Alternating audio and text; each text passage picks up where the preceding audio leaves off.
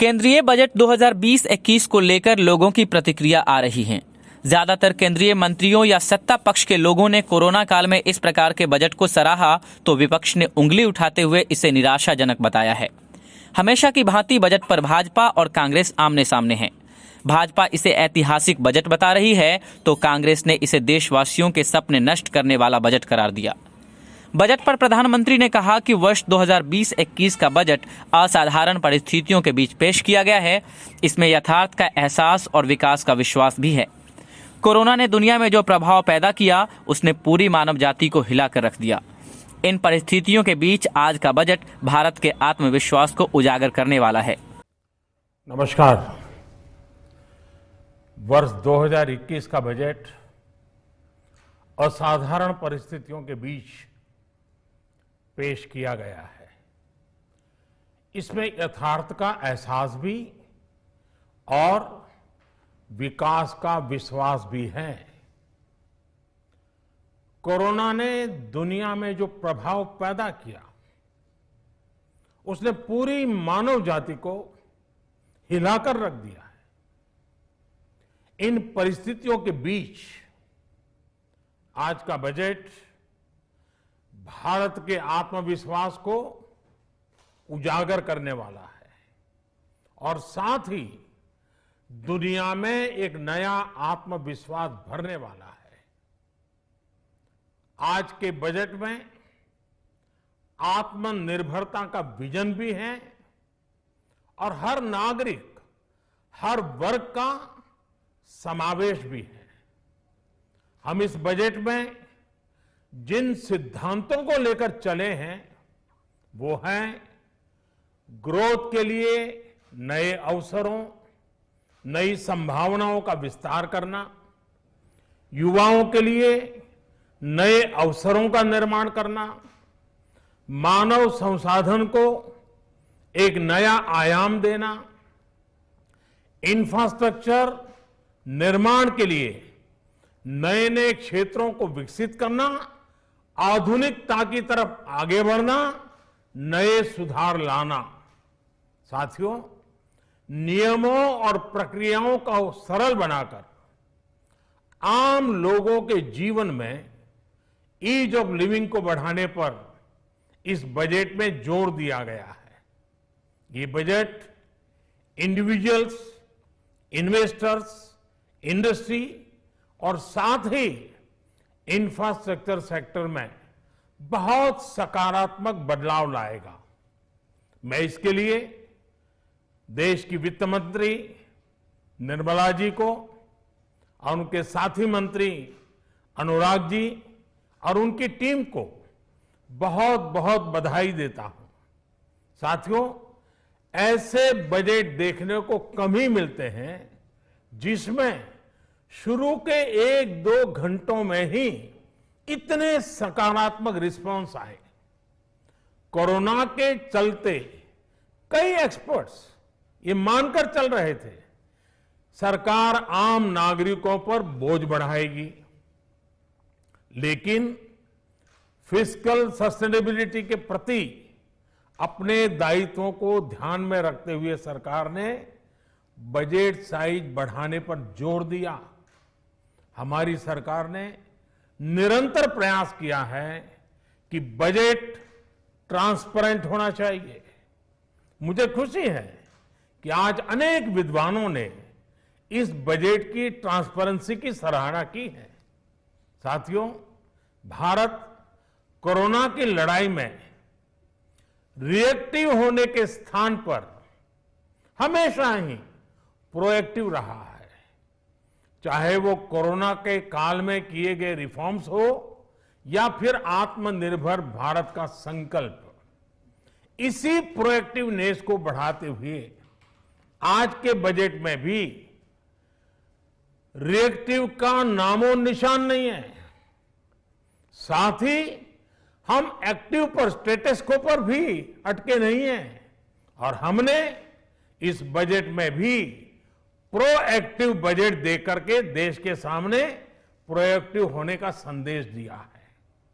यह बजट उन सेक्टर्स पर विशेष रूप से केंद्रित है जिनसे वेल्थ और वेलनेस दोनों ही तेज गति से बढ़ेंगे, जान भी जहान भी।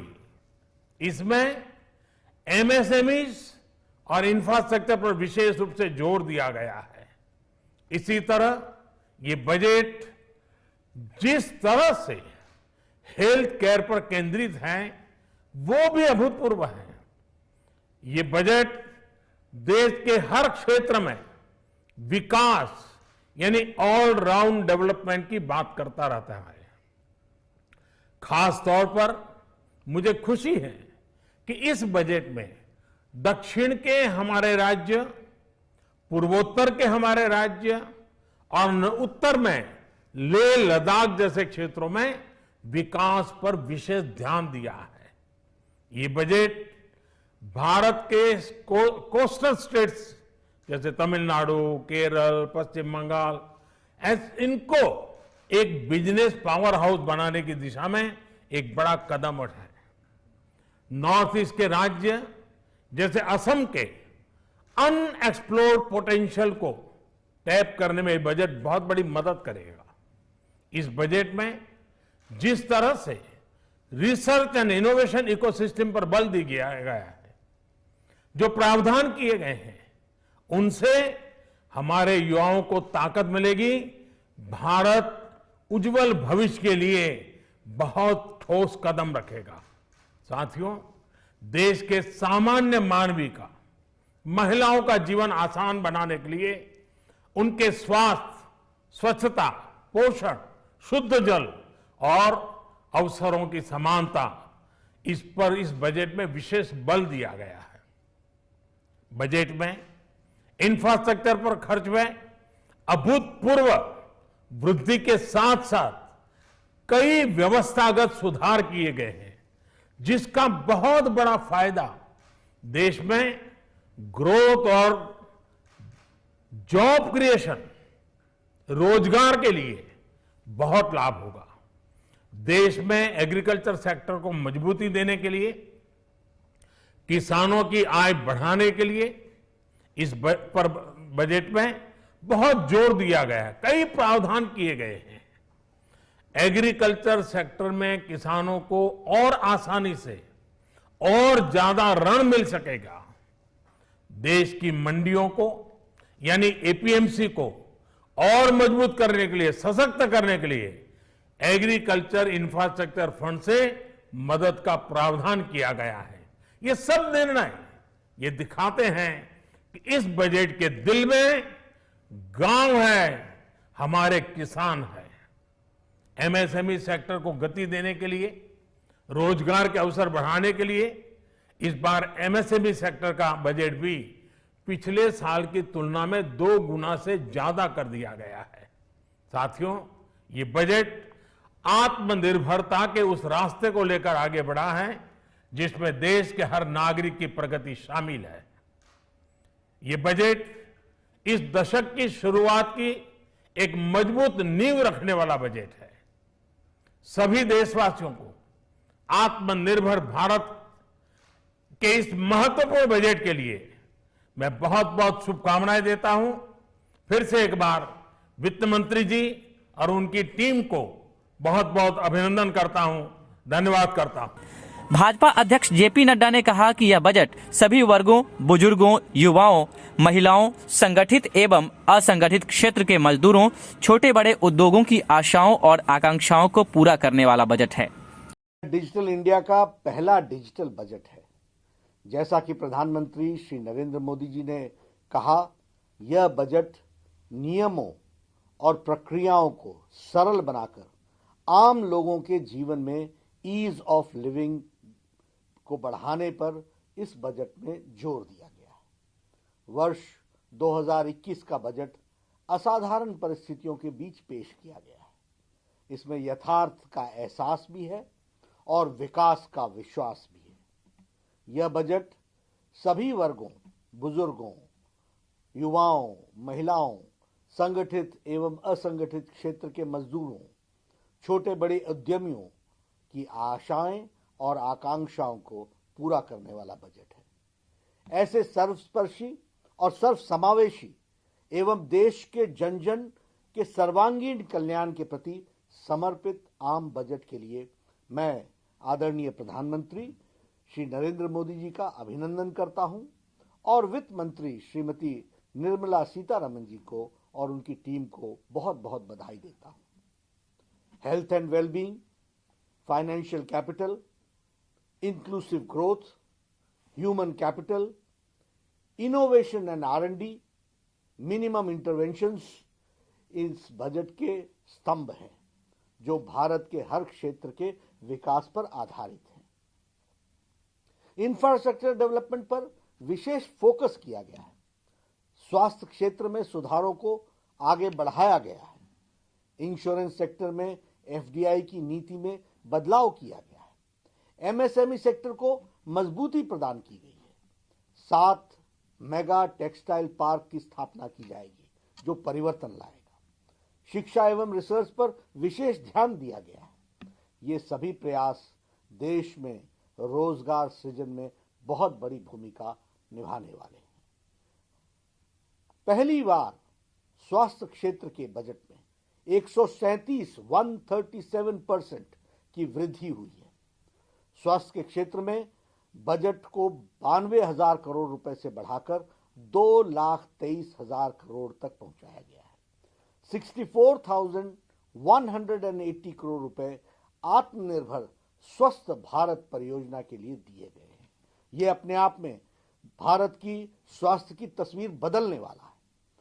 कोरोना वैक्सीन पर 2021-22 में 35,000 करोड़ रुपए खर्च किए जाने की प्रावधान की गई है और मोदी जी की सरकार कोविड को भारत से जड़ से खत्म करने के लिए कृत संकल्प है।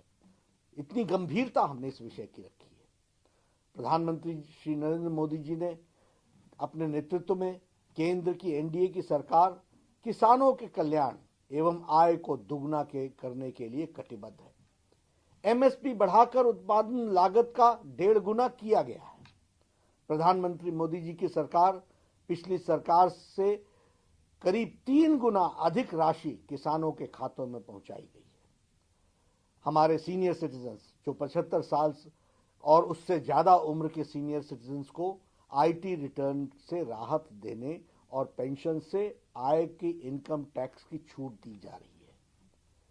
सभी के लिए घर हमारे लिए प्रायोरिटी का विषय है।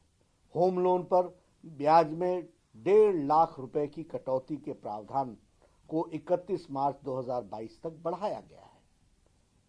अगर 1938 में चले आ रहे इंश्योरेंस एक्ट में बदलाव एक सकारात्मक कदम है जो बहुत दिनों से चर्चा में था लेकिन किया नहीं गया था, उसे प्रधानमंत्री मोदी जी ने आज उसमें परिवर्तन किया है। सरकारी बैंकों में 20,000 करोड़ रुपए का निवेश बैंकिंग सेक्टर को मजबूती प्रदान करेगा। 15वें वित्त आयोग की सिफारिश माने जाने के बाद अब राज्यों को केंद्रीय करों का 30% से बढ़कर 41% उनको हिस्सा मिल सकेगा। कैपिटल एक्सपेंडिचर के लिए हमारे 5.54 लाख करोड़ रुपए खर्च किए जाएंगे और उसका प्रावधान किया गया है जो कि पिछले बजट से 30% अधिक है, 30% अधिक है। इसके अतिरिक्त राज्यों और स्वतंत्र बॉन्डेज यानी बॉन्ड्स भरने का भी उनको 2 लाख करोड़ रुपए दिए जाएंगे। हमारे स्वच्छ जल के लिए देश भर में अगले 5 वर्षों में 2.87 लाख करोड़ रुपए का प्रावधान किया गया है। शिक्षा में 100 से ज्यादा सैनिक स्कूलों को हाई एजुकेशन काउंसिल का गठन करके उनकी विकास की बात सोची जा रही है। 15,000 स्कूलों को आदर्श स्कूल बनाए जाने का प्रस्ताव भी स्कूल की शिक्षा को मजबूत करने के लिए रखा है। रिसर्च के लिए 50,000 करोड़ रुपए अलग से रखे गए हैं। आदिवासी इलाकों में लगभग 38,000 करोड़ रुपए की लागत से 750 एकलव्य स्कूल खोले जाने का भी प्रावधान है। अगर मैं महिला सशक्तिकरण की बात करूं तो उज्ज्वला योजना ने जो भारत में तस्वीर बदली है, 8 करोड़ बहनों को कनेक्शन मिला है, उसमें 1 करोड़ महिलाओं को और ये गैस का कनेक्शन पहुंचाने का योजन इस बजट में किया गया है। जम्मू कश्मीर में भी गैस पाइपलाइन योजना की शुरुआत की जा रही है। टी गार्डन में काम करने वाले हमारी बहनें, हमारी माताएं, उनके विकास के लिए 1000 करोड़ रुपए का प्रावधान किया गया है, जो उनके विकास में लगाया जाएगा। हमारे जो प्रवासी और असंगठित क्षेत्र में काम करने वाले मजदूर हैं, उस असंगठित क्षेत्र के मजदूरों के लिए अनेक योजनाएं लाई गई हैं। देश भर में एक देश में एक राशन कार्ड योजना लागू होगी। यह हमारे मजदूरों के जीवन में बहुत बड़ा परिवर्तन लाएगा। वो गांव छोड़ करके दूसरे स्थान पर काम करने के लिए जाता है, उसे वहां राशन उपलब्ध हो सकेगा, सस्ता राशन, इसकी व्यवस्था की जा रही है। एमएसएमईज के लिए 15,700 करोड़ रुपए का बजट कोरोना संक्रमण के समय छोटे, लघु, सूक्ष्म एवं मध्यम उद्योगों को मजबूत करने की योजना रखी गई है।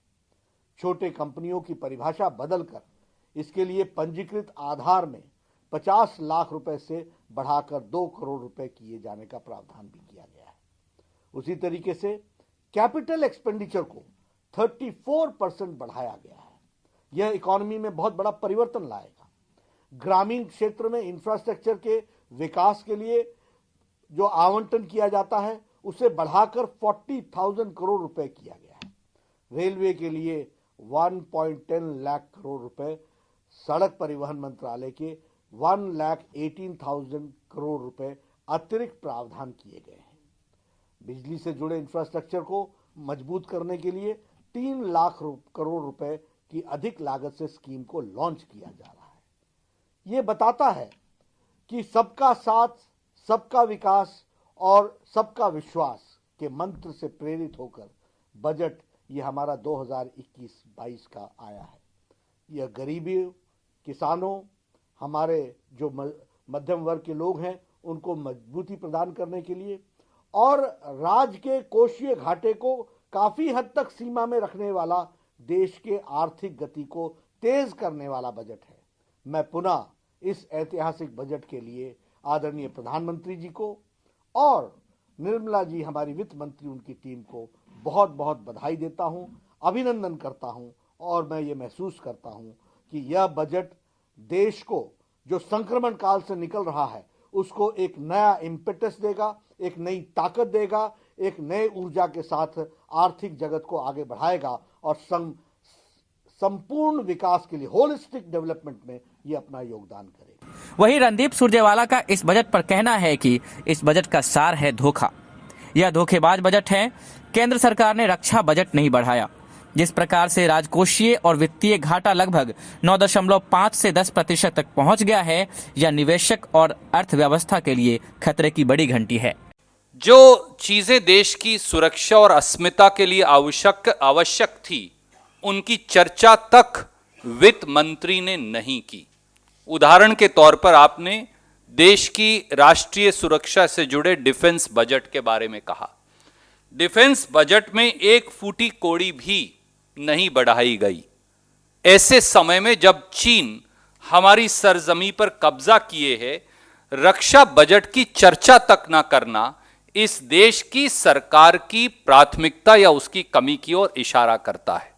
स्वास्थ्य, जो दूसरा सबसे महत्वपूर्ण पहलू कोरोना काल में है, वो भी धोखे पर आधारित है और उसके आंकड़े चिदम्बरम साहब ने दिए कि अगर फाइनेंस कमीशन और कॉस्ट ऑफ वैक्सीनेशन को निकाल दिया जाए तो यहां तक कि ड्रिंकिंग वाटर और सैनिटेशन का बजट भी स्वास्थ्य के अंदर जोड़कर एक आंकड़ों की फेल जादूगर की मायावी जादूगरी पेश करने का एक फेल कोशिश की गई।